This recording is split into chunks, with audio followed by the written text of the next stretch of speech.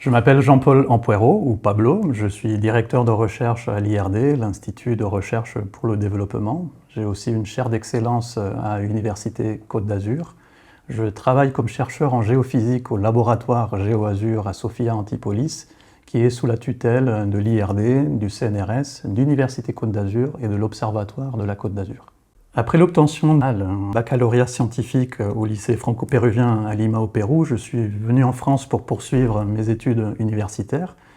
J'ai passé ma thèse de doctorat en géophysique en 2002 à l'Institut de physique du Globe et à l'Université Paris 7. Après, j'ai fait des séjours postdoctoraux à l'Université de Princeton, à l'ETH Zurich, à l'Université de Tokyo. Et pendant plus de 10 ans, j'ai été professeur au Caltech, en Californie, aux États-Unis. Et depuis 2018, je suis ici à GeoAzur. Le but principal de ma recherche est de comprendre la mécanique et la physique des tremblements de terre. Et dans mon équipe, nous avançons essentiellement sur 3 piliers: la théorie, la modélisation et l'observation des grands séismes.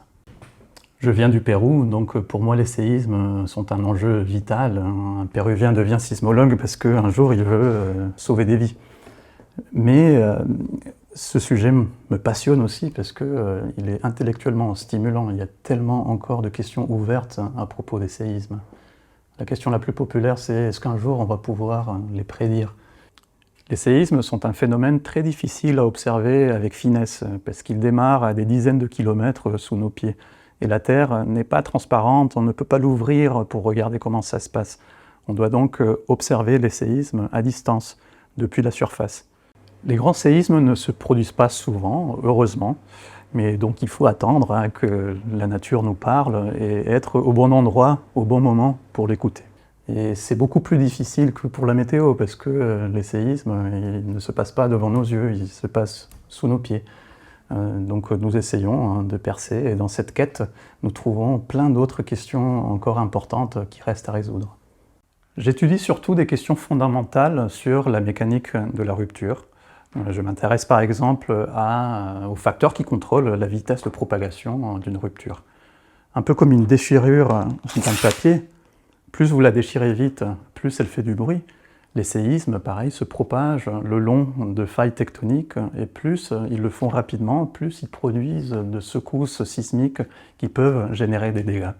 Une de nos percées théoriques récentes est le développement d'une nouvelle théorie dynamique pour les grands séismes. Les théories classiques traitent de ruptures circulaires, mais la croûte de la Terre a une épaisseur finie, donc pour les grands séismes, une fois que cette épaisseur est saturée, la rupture se propage horizontalement et donc devient très allongée. Nous avons mis en évidence que cette géométrie allongée change radicalement la dynamique de la rupture, et donc nous avons proposé un cadre théorique pour modéliser ces grands séismes.